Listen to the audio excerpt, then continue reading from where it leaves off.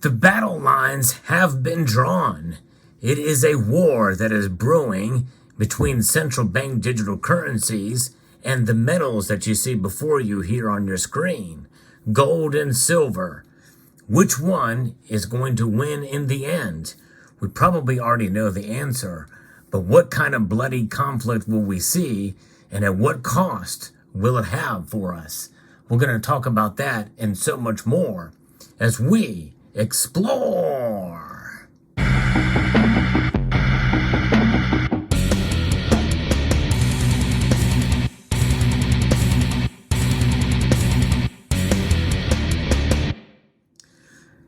If you've been paying attention to this channel, you know that I like to cover topics with relation to precious metals, monetary policy, and news with regards to the economy. There's a lot of things that are coming to a head. There's a lot of things that are different now than ever before. Now, history may not often repeat, but many times it does rhyme. But some of that rhyming does have a little bit of nomenclature in there that's a little bit different. Some of it can be just enough to cause us to get to a point where we are in a moment and in a situation that we've not been in before. And that's certainly the case with technology. Technology is the game change that we are seeing today, and many people feel that gold and silver are relics of the past, and they are not to be considered for any kind of new system that's going to come about. And why is that? Well, because, hey, they're hard assets. They're clunky. It's, what does it take to take an ounce of silver or a tenth of an ounce of gold or what have you, carry it in your pocket to buy goods and services? That just seems impractical, especially if you're ordering from Amazon.com. That is part of the battle, folks. That is part of the war that we are raging. It's about complacency and convenience. Complacency and convenience are all big factors in a war that is raging against us by the central bankers. The central bankers around the world, not just the Federal Reserve, but the whole system and technology is set up for convenience and so that we can be complacent. Folks, I think if we're honest with ourselves, we are complacent at times for the sake of convenience. And many of us, when we buy these very metals, we go online to do it. So those are the things that are against us that we must fight against in this war, and this war that will rage on. Now, the battle lines have been drawn, as I mentioned in the intro here. What does that mean? That means that we are starting to see a movement now by states around the country here in the U.S. Will that movement continue with other nations, other states within nations, provinces that may pass their own laws to recognize gold and silver as money? I've been documenting it thoroughly on this channel, how states have been recognizing gold and silver as monetary metals to protect against inflation, but also to protect against digital currencies that track our every move. As I record this video, there are financial institutions that are legitimizing what's called the FedNow Service. The FedNow Service is a way to be able to speed up transactions between financial institutions and individuals. That's what they're selling it as. Make no mistake, it'll probably do it, but if it's anything like other things that the government gets involved in, likely it's going to have some glitches, and it's not going to be very convenient, or it's not going to be very effective, at least on the outset. But it's to their advantage that it is, so that it can provide the framework and foundation for central bank digital currencies, which are coming, like it or not. They will be snuck in. Measures of it will be snuck into bills, much as some of the most recent legislation that has passed already, and executive orders to procure and to research and to do studies, feasibility studies on central bank digital currencies. It will not be done without congressional approval, but we know how Congress works, and we know how legislative bodies work around the world. Already, the European central bankers have already talked about ways of implementing digital currencies and limiting cash transactions.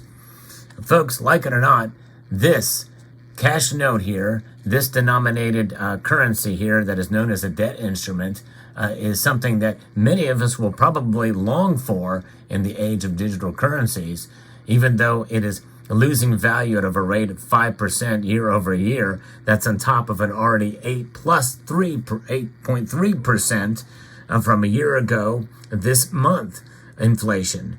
It's bad news, but nonetheless, there's something about privacy when we do utilize cash. And folks, that is the battle tactic that gold and silver have, that they have had for thousands of years. They hold no agenda. They serve no other purpose than to exist. Their existence is what makes them attractive to folks and to governments, to nation states, to ideologies, to empires and traditions, is the fact that gold and silver exist as stores of value and as a medium of exchange. Indeed, they are money. However, they don't transact as currency, which is why I like to refer to them as a dormant money or commodity money. But nonetheless, money is what they have been for thousands of years. It's only been for the last 60 years that gold and silver, especially silver, has not been used as a currency. So it has a very long track record based off of what history tells us. How will that translate in this war? Well, that's the foundation. It's about education. Education is going to be the other battle tactic that we are going to need to adhere to understand and to embrace these metals as a store of value in this war. And that's what some of these states are doing, some of the legislation that they are passing. It's up to us as individuals, as an educated society, to contact our representatives on the local level and also at the state and national level in order to encourage them, strongly urge them to embrace sound money and legislation and policies. Because gold and silver, they are indeed that.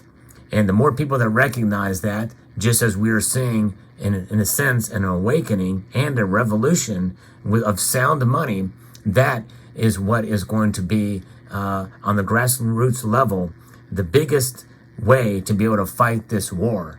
It is a guerrilla campaign, folks, and it starts with baby steps that we're seeing. Because make no mistake, nations around the world, they don't want to be constrained by these metals, including the BRICS nations. As much as there is a talk about, embracing a gold standard of some sort, that's essentially something to be able to provide trust between those nations, because they don't trust each other's currencies likely. We're seeing nations like China far out printing us in terms of their currency and causing their currency to inflate. Nonetheless, we here in the United States, we have this hubris, this sense that we can get away with it because we are the most stable of the economies. We are the world superpower. But nonetheless, that kind of thinking can only last for so long. A currency only is viable for as long as people have faith in that currency, because that's all that it boils down to. It's a matter of faith. That's a matter of faith in all aspects in terms of how people value things in general, relationships, and our money. And in the end, history has proven time and time again that it is more logical to have faith in the store of value with precious metals than with fiat currencies. Fiat currencies all end up dying at one point in time or another, and the dollar is not above reproach in that regard. It will eventually fall away and die. I don't know when, how long it'll take, but other currencies in the past certainly have done that, and they're no longer currencies. Some of these notes are quite beautiful and probably have been intended to last for a lot longer than they have.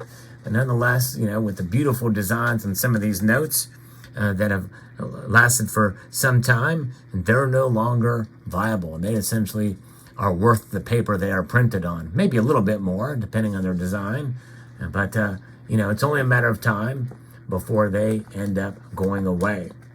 So what does that mean for us? That means that we can take part in this war by accumulating gold and silver, by contacting our representatives to push for sound money policies.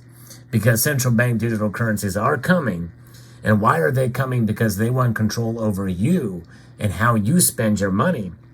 And so therefore, it's incumbent upon us to fight back by holding on to these metals to essentially declare independence from the system, because it could get, and I'm not saying it will, and even when central bank digital currencies come online completely, it's not going to happen overnight. But in time, they will be able to track your purchases, be able to tell you what you can buy and when you can buy it.